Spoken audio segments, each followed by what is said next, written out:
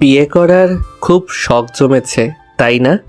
এতই যদি শখ জমে থাকে তাহলে এতদিন আমার পেছনে মাছির মতো ভন ভন করেছিলি কেন? আমার বিয়ে হবে তাতে আপনার সমস্যা কোথায়?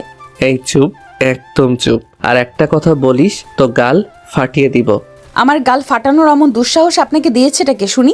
আমার গাল ফাটাবে আমার বর, আমাকে আদর করবে আমার বর, সব রাইটস শুধুই আমার বরের, আপনার নয়। রিয়াস এবার আরও রেগে যায়। সানাকে আবারও দেওয়ালের সাথে খুব শক্ত করে চেপে ধরে বলে, খুব চালাক হয়ে গিয়েছিস। এখানে চালাক হবার কি আছে রিয়াস ভাইয়া?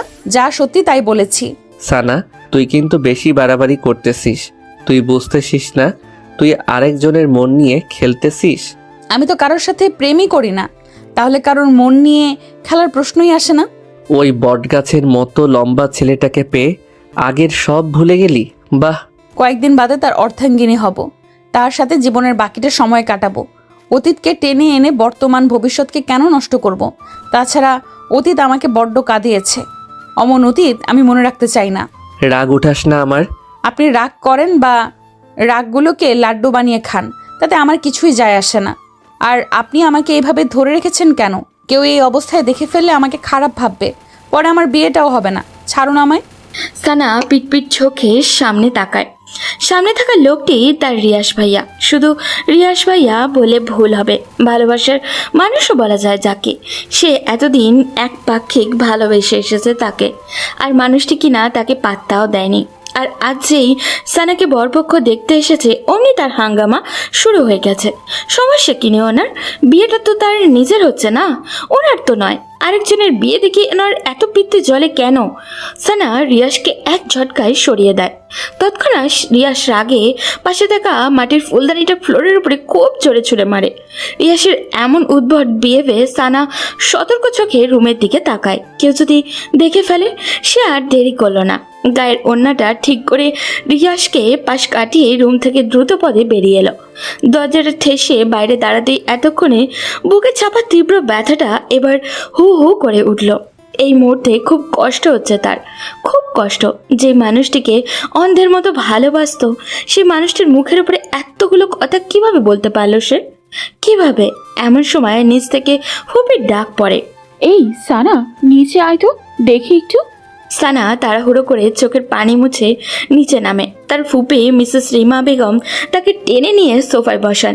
নিচে আরও অনেক কিছু ছিল, তার মা, বাবা, রিদি, সাফি, সাফা, সবাই।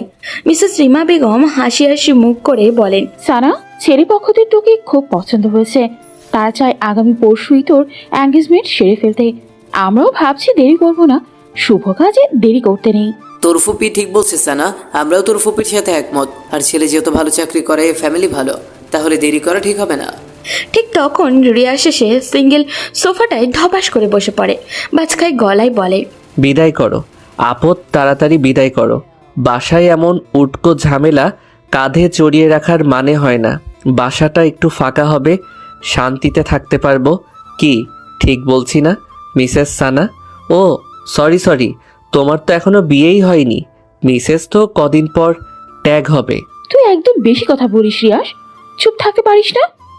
চুপ আর কেমনে থাকি বলো মা?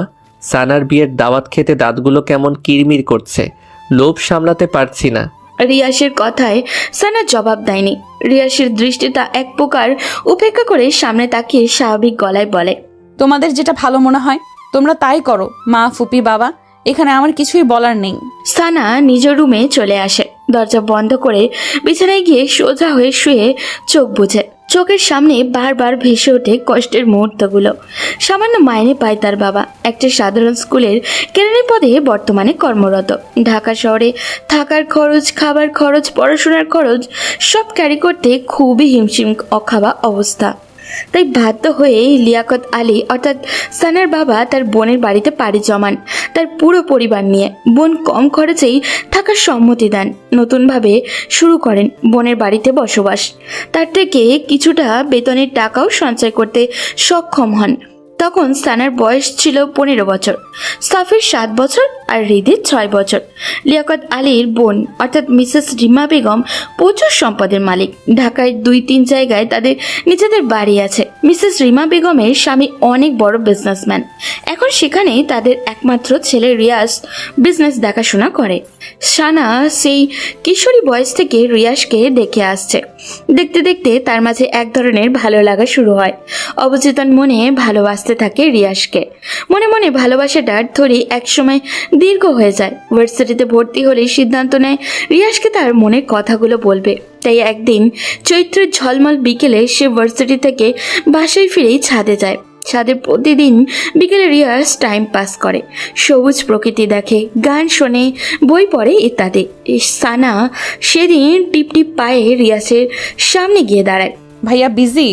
রিয়াজ ফোন থেকে মুখ তুলে বলে, কিছু বলবি? হুম। কি বলবি তাড়াতাড়ি বল। বলেই আবারও মোবাইলে মুখ গুজে রিয়াজ। মানে ভাইয়া, সানা ইতস্ততায় পড়ে। কিভাবে তার কথাটা শুরু করবে ভেবে পাচ্ছে না। মোবাইলে গেমস খেলছে আর এই মেয়েটা আসছে নাটক করতে। নাটক পাটক শেষ করে বিদায় তো হবেই। বিরক্তির যত সব।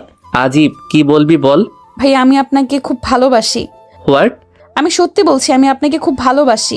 কেন এতটা ভালোবাসি আমি নিজেও জানি না। রিয়াজ কিছুক্ষণের মৌন হয়ে থাকে।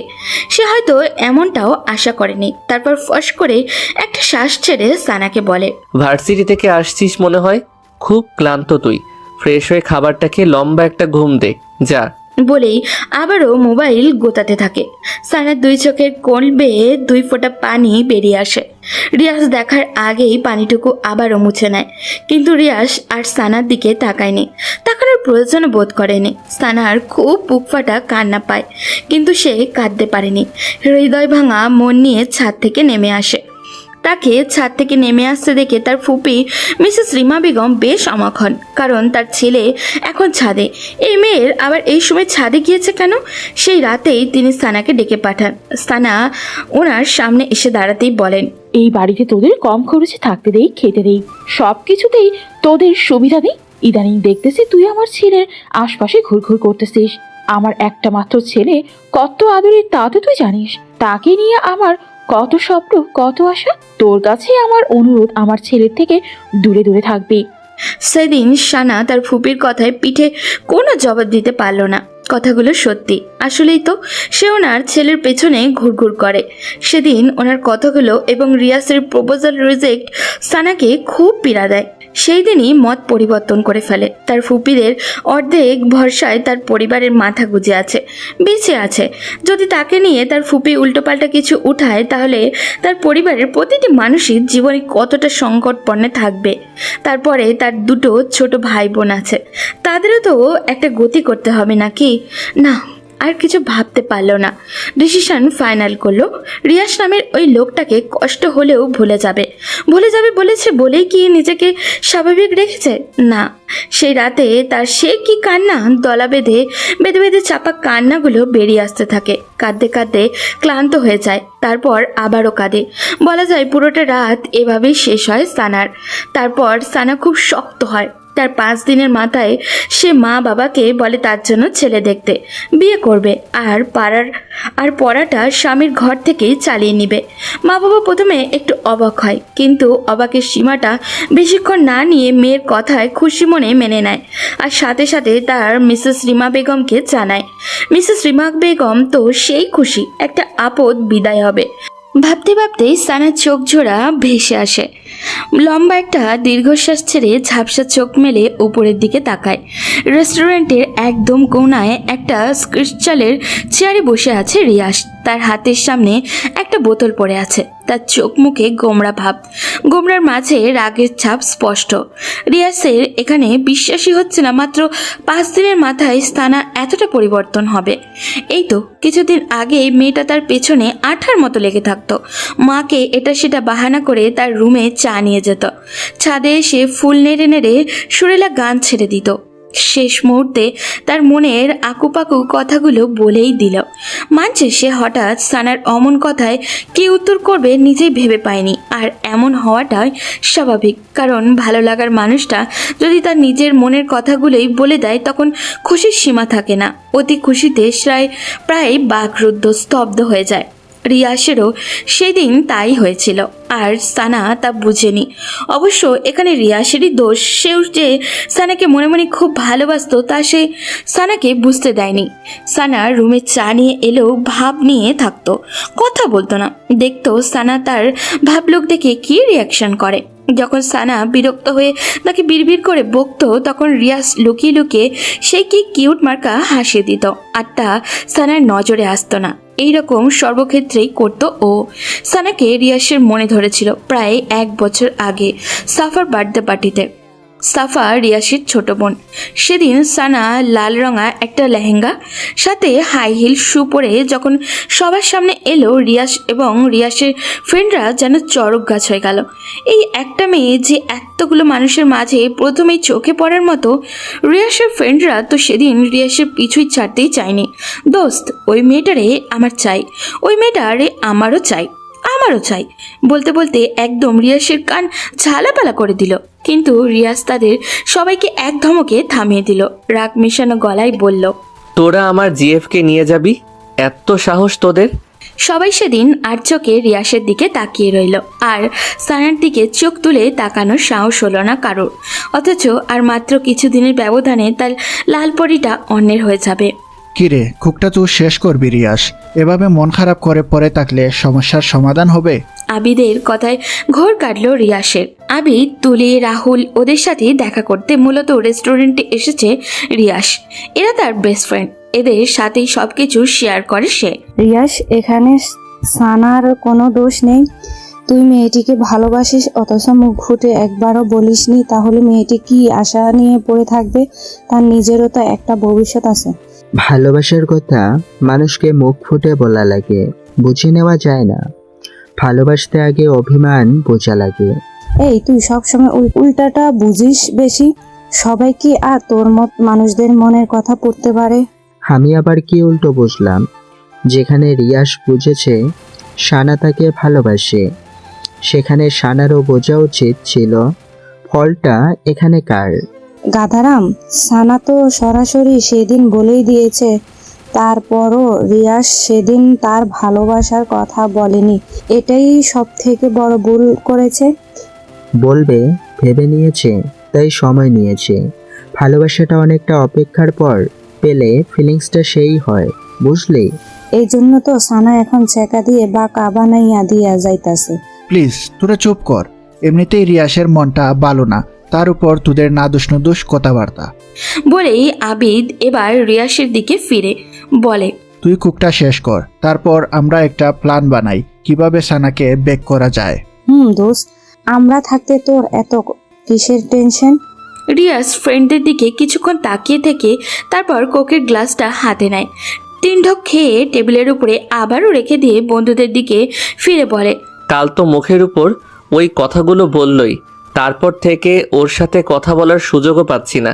ও বাইরে বের হলে সারাক্ষণ মায়ের সাথে লেগে থাকে, আর ভেতরে গেলে তার রুমে মোবাইলও চালায় না যে মেসেজ অথবা ফোন করতে পারবো।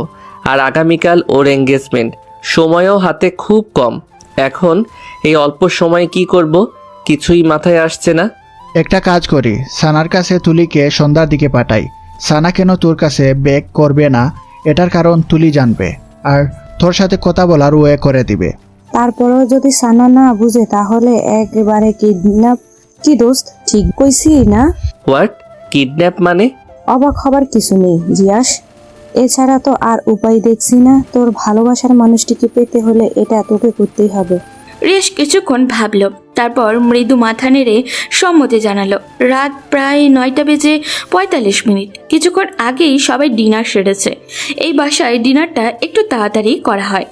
মিসেস রিমা বেগমের আদেশে সবাই 10টার মধ্যেই ঘুমিয়ে পড়বে, তাহলে সকালে সবুজ প্রকৃতি দেখতে পাবে। সবুজ প্রকৃতি হওয়ায় স্বাস্থ্যের জন্য খুব ভালো। সানা তার রুমের বিছানার উপরে পা ভাঁজ করে বসে আছে, কিছুতেই চোখে ঘুম ধরা দিচ্ছে না। 9:30 থেকে চেষ্টা করছে, তবুও ঘুম আসছে না। চেষ্টাতে যখন ব্যর্থ হলো তখন মুখে একান্ত বিরক্তি নিয়ে আবার সে বসে পড়ল। আসলে ঘুমটা হচ্ছে না মূলত তুলি আপুর কারণে। তুলি আজ সন্ধ্যায় তার সাথে দেখা করে গিয়েছে রিয়াসের ব্যাপারটা বলতে, কিন্তু এখানেও সে তুলির সবগুলো কথার পাল্টা জবাব দিয়েছে। না, রিয়াসের লাইফে আর ফিরে যাবে না, আর না তার সাথে দেখা করবে। নিজের কথার উপরে অটুট থেকেই তুলিকে যেতে বাধ্য করলো। অমন বিএফ এখন নিজেই নিজেকে স্বস্তি দিতে পারছে না। সানা ভেতরটা কেমন যেন উসখুস করছে। এমন সময় দরজায় করাঘাত পড়ে। সানা পাশ থেকে ওড়নাটা ভালোভাবে গায়ে নিয়ে জড়িয়ে নিয়ে দরজাটা খুলে তাকিয়ে দেখে বাড়ির কাছের লোক মিনা আপা এসেছে। আপা, রিয়াজ ভাইজান কইছে আপনি ওনার লেগা 1 কাপ কফি করে নিয়ে যাইতেন, মাথাটা নাকি ওনার প্রচন্ড ব্যথা করতেছে। আপনি আগে দেননি? আসলে ভাইজান কইছে আমার হাতের কফি নাকি ওনার ভাল লাগে না, তাই আপনারে কইরা দিতে। ফুপি ঘুমিয়ে গেছে? হকলে ঘুমাইছে। সানের কফি বানানো শেষ হলেই সে মিনাকে ডাক দেয়। 1 বার 2 বার 3 বার, কিন্তু মিনার কোনো সাড়া এলো না।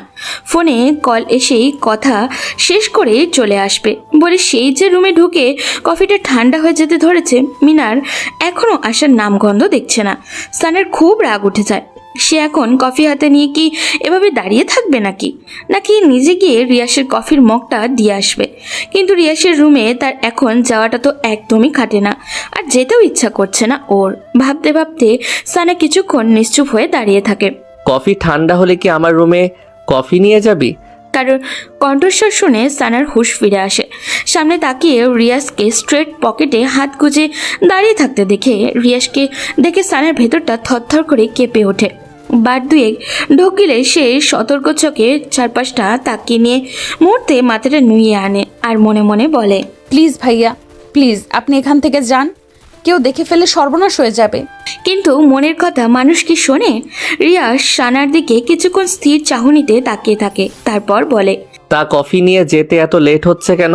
শেষবার আমাকে কফি খাইয়ে তোর স্মৃতিটুকু মনে রাখতেও দিবি না, এত তাড়াতাড়ি নির্দয় হয়ে গেলি। সানা চুপ হয়ে থাকে। রিয়াসের এক কথার পিঠে সে কি জবাব দিবে তা সে জানে না। কথা বলছিস না কেন সানা? আমার জন্যে কি তোর একটু মায়া হয় না? এখানে থেকে যে করেই হোক যেতে হবে ওকে, না হলে মিনা আপার চোখে পড়লে ফুপির কানে দিবে সে, আর তখন কেল্লা ফতে। ভেবেই সানা আর চুপ থাকলো না। ভাইয়া আমি রুমে চলে যাচ্ছি, কফিটা এই রাখলাম। বলেই যে রুমের দিকে পা বাড়ায় তখনই রিয়াজ সানার বাম হাতটা খপ করে ধরে ফেলে। সানার এবার ভেতরটা দমড়ে মুচড়ে ওঠে। ভাইয়া প্লিজ ছাড়ুন, কেউ দেখে ফেলবে। মিনা আপা এখনো জেগে আছে। দেখলে দেখুক, আমি ভয় পাই না। তোর সাথে আমার এখনো অনেক কথা বলার আছে, আগে সব কথা শেষ করি তারপর যাবি। এর আগে 1 পাও নড়াতে পারবি না। কেন আমাকে বারবার বিরক্ত করতে আসেন?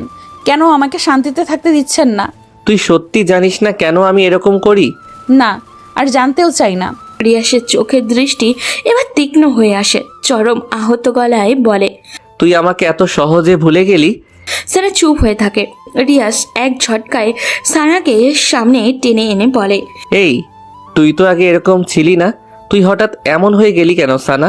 মনে পড়ে না আগের স্মৃতিগুলো একবারও? কদিন পর অন্যের ঘরে চলে যাবি, এতদিনে যে মানুষটির জন্য গান গাইতিস, চা নিয়ে আসতিস, ভালোবাসার অনুভূতিগুলো জমা রাখতিস, সেই মানুষটিকে ছেড়ে কিভাবে অন্যের ঘরে ভালোবাসা ছড়াবি? এতটা নির্দয়, পাষাণ, কঠোর তুই? সময় থাকতে ফুলের গোড়ায় পানি না দিলে সে ফুল কি আর তাজা থাকে? শুকনো পাতার মতো নেতিয়ে যায়। অব্যক্ত ইচ্ছাটার তখন আর মূল্য থাকে না। রিয়াজ সানার হাতটা ছেড়ে দেয়। ফস করে একটা তপ্ত নিঃশ্বাস ছেড়ে বলে, আমার একটা অনুরোধ রাখবি সানা? এই শেষ একটা অনুরোধ, আর না আমি তোকে বিরক্ত করব আর না তোকে জ্বালাবো। আজ তুই আমার সাথে কফি খাবি, তাও কফিটা আমি নিজ হাতে বানাবো। কফি কোথায় খেতে হবে? ছাদে। আর মিনা আপাকে দিয়ে ভয় পাস না, সে দরজায় ছিটকিনি লাগিয়ে তখনই ঘুমের দেশে তলিয়ে গেছে। নামার সময় দেখেছিলাম, ভয় পাওয়ার কিছু নেই। আচ্ছা, এইটুকুই তো অনুরোধ, আর অন্য কোনো প্রসঙ্গ টেনে আনবেন না তো? হুম, পাক্কা? একদম পাক্কা। তারপর রিয়াস আগের কফিটা বেসিনে ফেলে দিয়ে সে নিজেও আবারও কফি বানাতে লেগে যায়। সানা অন্যদিকে তাকিয়ে তার কাছে কেমন অস্বস্তি অস্বস্তি লাগছে, মনে সন্দেহ হচ্ছে। এই হঠাৎ আমাকে নিজ হাতে কফি বানিয়ে খাওয়ার অফার করলো কেন? এর পেছনে কোনো কারণ তো নিশ্চয়ই আছে। আচ্ছা, মিনা আপা যখন আমাকে বলেছিল রিয়াস ভাইয়ার জন্য 1 কাপ কফি বানাতে, তখন আমার মনে মনে খুব ভালো লাগার একটা অনুভূতি হলো। এই শেষ সুযোগ প্রিয় মানুষটিকে নিজ হাতে কফি বানিয়ে খাওয়ানোর। হয়তো এরকম সুযোগ আর কখনোই আসবে না। আফসোস, কষ্টমাখা মন নিয়ে কফি বানাই। ঠিক আমার মতো এখন রিয়াস ভাইয়ার সেই রকম ফিল হচ্ছে না তো? হয়তো পৃথিবীতে ভালোবাসাগুলো এত কষ্টের কেন?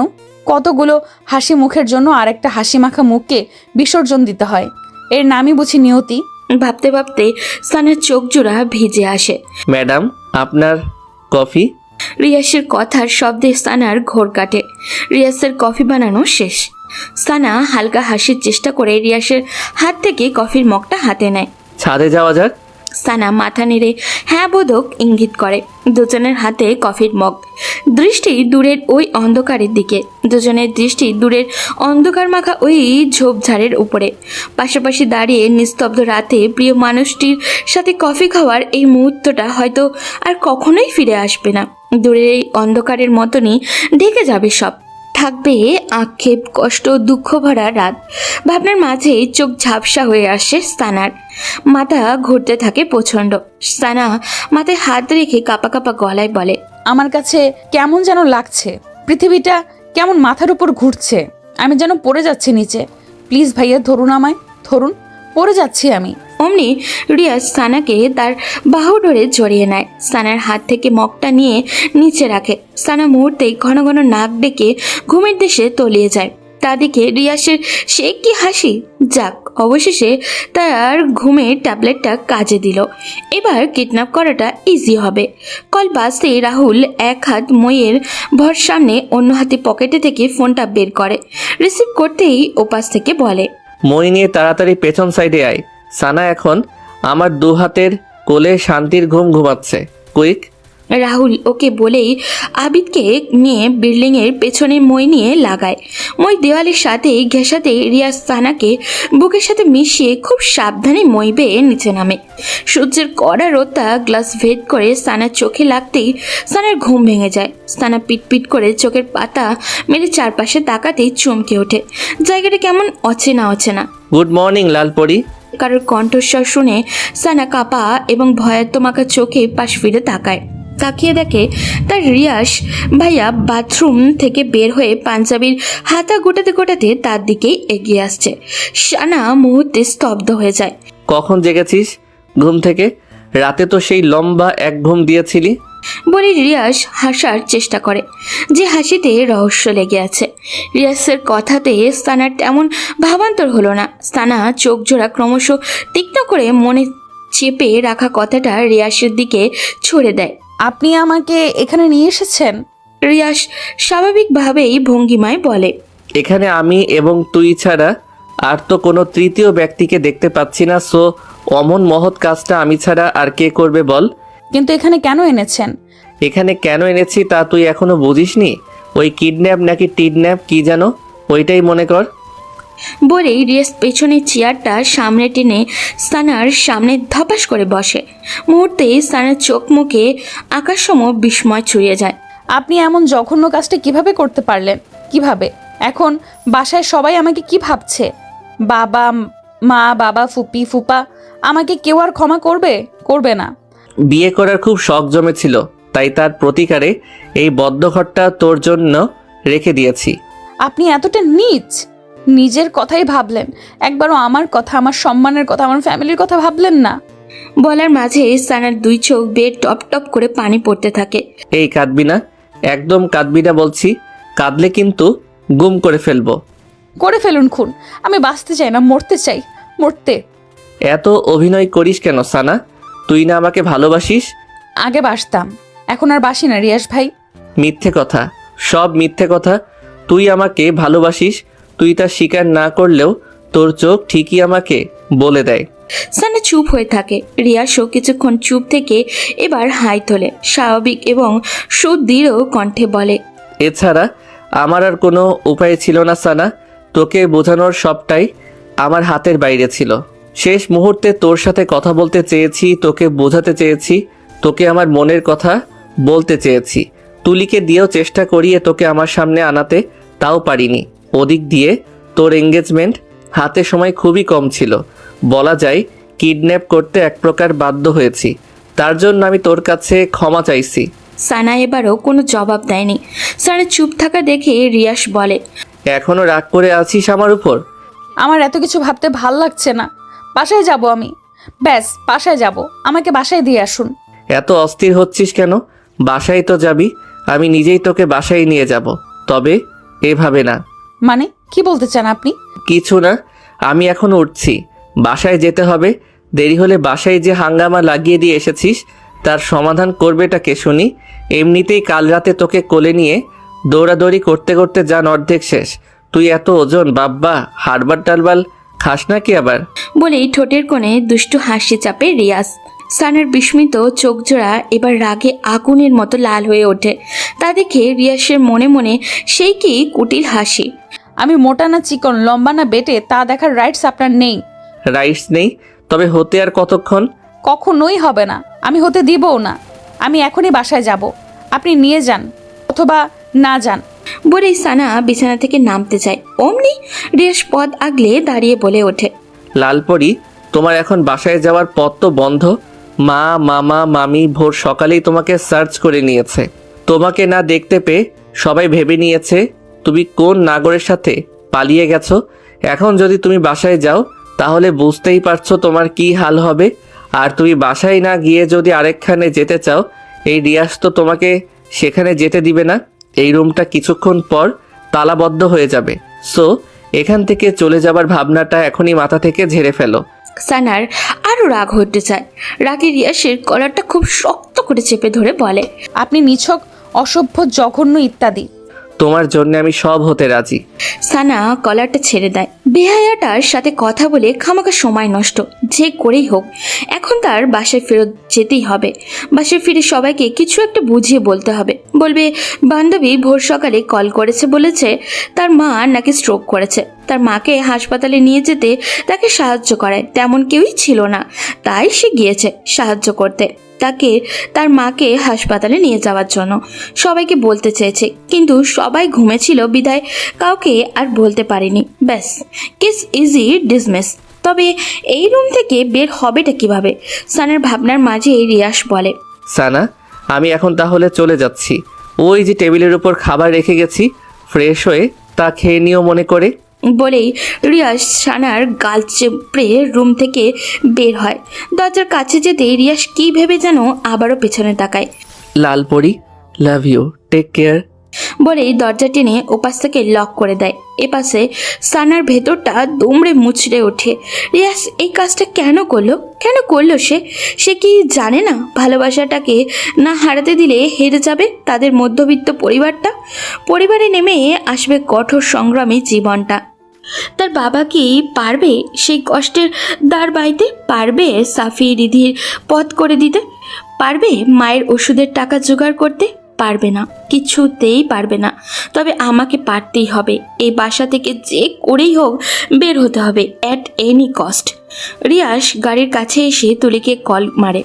ওপাশ থেকে রিসিভ হতেই, তুলি, কোথায় তুই? এই তো দোষ, রেডি হচ্ছি, কিছুক্ষণের মধ্যেই বের হব। এখন 10টা বেজে চলছে আর তুই বলছিস তুই রেডি হচ্ছিস? কখন তুই মার্কেটে পৌঁছাবি? কখন তুই বিয়ের শপিং করবি? উফ, এত অস্থির হচ্ছিস কেন রে ভাই? তোর বউকে তো আর কেউ ধরে নিয়ে যাবে না, ধৈর্য ধর। আমি রাহুল আবিদকে কল করে দিয়েছি, ওরা কিছুক্ষণের মধ্যে মার্কেটে এসে হাজির হবে। ওকে, তাড়াতাড়ি কর, আমি এখন বাড়ি যাচ্ছি। ক্যাচালটা সামলিয়েই তোদের কল করব। ওকে দোস্ত, আর তোর শেরওয়ানির মাপটা মেসেঞ্জারে পাঠিয়ে দে। ওকে, বাই। কথা শেষ করেই রিয়াজ তৃপ্তি ভরে একটা নিঃশ্বাস নেয়। মনে তার কি খুশি সানাকে বিয়ে করবে। মনের ভেতর ডাকুম ডুকুম নাচে রে বিয়েরও আনন্দে। আহা কি খুশি, আকাশে বাতাসে রঙ্গ ছড়িয়ে যায় বহু দূরে। রুমের দেওয়াল ঘেঁষে দাঁড়িয়ে আছে সানার মা, চোখামুখে তার নীরবতার ছাপ। তার থেকে কিছুটা বামে দরজার কাছে বারবার দাঁড়িয়ে সানার বাবা লিয়াকত আলী। ওনার মুখটা গম্ভীর বলা চলে। তার থেকে 2 হাত দূরে কিচেনের দিকটায় সাফি, রিধি দাঁড়িয়ে। সাফাও তাদের পাশে দাঁড়িয়ে, তবে চাঞ্চল্যকর মনে। সে রিধি সাফির মনোযোগ আকর্ষণ করতে ফাঁকে ফাঁকে দূরের কিছু একটা দিকে ইঙ্গিতের শব্দ করে ওঠে। তারপর সাফি রিধির দিকে, সেদিকে কোনো হেলদোল নেই। তাদের বোন যে এমনটা করবে তারাও দিক বিদিক নিস্তব্ধ হয়ে যায়। মিসেস রিমা সেদিকে কিছুক্ষণ তাকিয়ে থেকে পা নামান, সোফার দিকে কিছুটা হেলে তারপর দৃষ্টিটা সানার মার দিকে দিয়ে বলে, এই দুটো ছেলে মেয়েকেও শেষ পর্যন্ত একটুই শিখিয়ে গেল। পড়ালেখা করবি আর সাথে প্রেম করবি, পরে বিয়ে করার নাম করে প্রেমিককে নিয়ে ভেগে যাবে।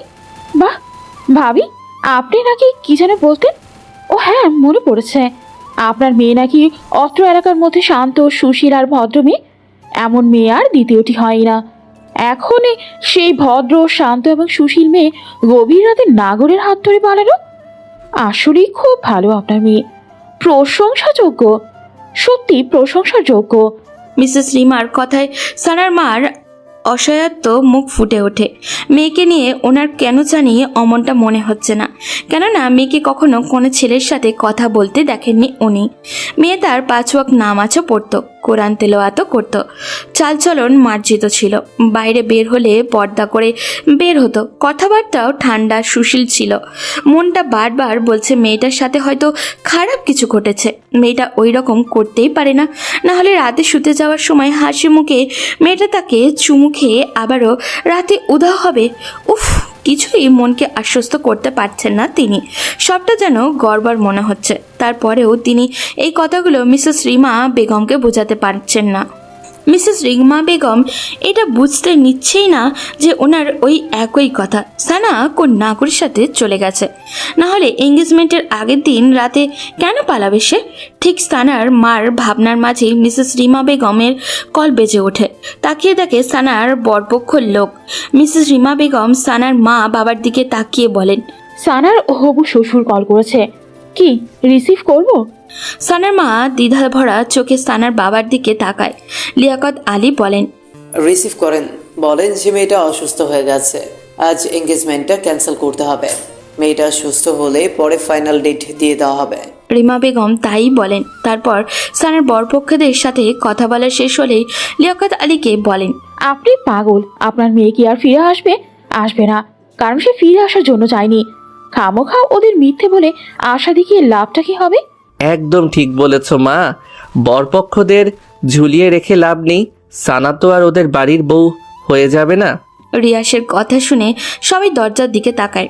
রিয়াস বাইরে থেকে বাসায় ফিরল মাত্র। রিয়াসকে দেখা মাত্রই সানার মা রিয়াসের দিকে আগ্রহ মনে এগিয়ে গিয়ে বলেন, বাবা, আমার মেয়ের কোনো খোঁজ পেয়েছো? রিয়াস গাড়ির চাবিটা নামিয়ে সানার মার দিকে স্বাভাবিকভাবে উত্তর দেয়, পাইনি মামি, তবে আশা আছে পাবো। দোয়া করো সন্ধ্যার মধ্যেই যেন ওকে পেয়ে যাই আর বাসায় নিয়ে আসতে পারি। হ্যাঁ বাবা, দোয়া করি আমার মেয়ের যাতে কোনো বদনাম না হয়। বদনাম রটানোর আগেই ওকে এই বরপক্ষদের হাতে যেন তুলে দিতে পারি। রিয়াস থতমত খেয়ে যায়, খাপছাড়া হয়ে বলে, কি আপনি এখন ওদের আশা করতেছেন? করব না কেন, ওখানে ওর বিয়ে ঠিক হয়েছে। মেয়ে আসার খবর নাই, আবার বিয়ে? আজই না কথাবার্তা সব। আহা মা, বিয়ে ওদের সাথে হয়নি বিধায় কি হয়েছে? আরেকজনের সাথে তো হবে। আরেকজনের সাথে হবে মানে?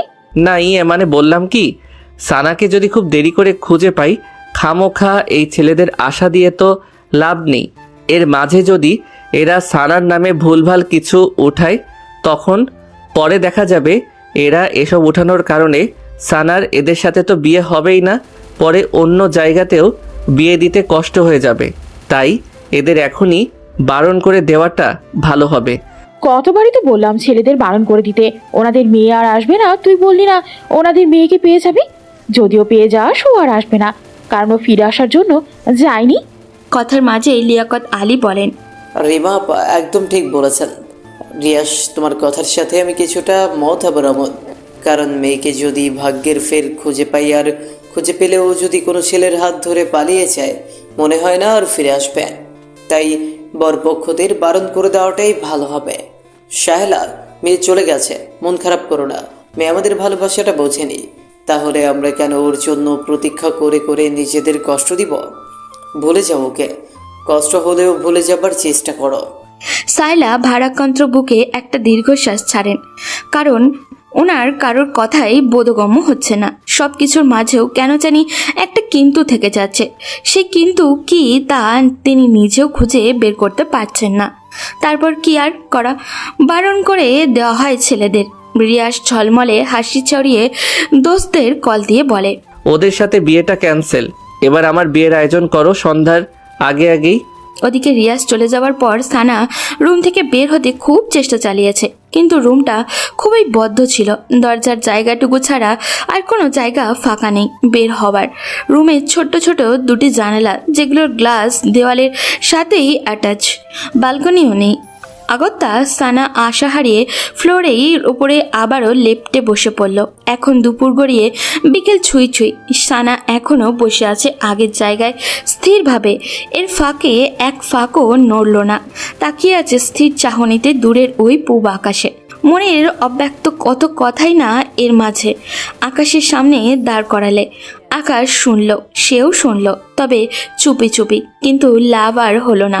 সানে জোরে একটা তপ্ত শ্বাস ছেড়ে দরজার দিকে তাকায়। দরজায় খুটুর খুটুর শব্দ হচ্ছে, অনেকটা দরজা খোলারই মতো শব্দ। তাকিয়ে পর মুহূর্তেই দেখলো তুলি আপা দরজা ঠেলে ভেতরে প্রবেশ করছে। সানা, তুমি ভেতর থেকে দরজা লক করনি? সানা তুলির এক কথায় জবাব না দিয়ে দৃঢ় হাতে পাশ থেকে ওড়নাটা তুলে গা জড়িয়ে নিয়ে উঠে দাঁড়ায়। তুলির দিকে কিছুটা এগিয়ে ভারাক্রান্ত বুকে বলে ওঠে, আপু, আমাকে এই বাসা থেকে বেরোনোর একটু পথ করে দিন না প্লিজ। সানের নিঃসংকোচ আবেদন। তুলি হাতে রাখা শপিং ব্যাগগুলো বিছানার উপরে রেখে এবার ক্ষীণ চোখে সানার দিকে তাকায়। মেয়েটা একদিনে কেমন জানি শুকিয়ে গেছে, চোখের পানি শুকিয়ে গালে কালো রেখা পড়েছে, চুলগুলো উস্কো খুস্কো হয়ে আছে, মুখের কোথাও একটুখানি সজীবতাও নেই, একদম নীরস আর নিষ্প্রাণ। তুলি গোপনে একটা দীর্ঘশ্বাস ছাড়ে, তারপর সানার কাঁধে আলতো হাত রেখে তাকে বিছানায় নিয়ে বসায়। সুদৃঢ় এক নরম গলায় বলে, সানা, সব ঠিক হয়ে যাবে, টেনশন করো না। তোমার রিয়াজ ভাই খুব ভালো, তোমাকে খুব ভালোবাসে, তোমার খুব কেয়ার করবে, তোমাকে সুখে রাখবে। রিয়াজ তোমার জন্য পারফেক্ট। আর যার সাথে এঙ্গেজ হতে তার উপরের রূপটা দেখে কি জাস্টিফাই করতে পারতে সে তোমাকে কতটা ভালোবাসবে, খুব সুখে রাখবে? একদমই না। অদেখা অজানা ছেলেদের নিয়ে অনুমান কখনো সত্যি হয় না, বেশিরভাগই হয় বানোয়াট। রিয়াজকে ছোট থাকতে দেখে এসেছো, তার ব্যাপারে জানো সে কেমন, তাহলে কেন রিয়াজকে রিজেক্ট করবে? তাছাড়া তুমি তো রিয়াজকে আগে খুব ভালোবাসতে, তাই না?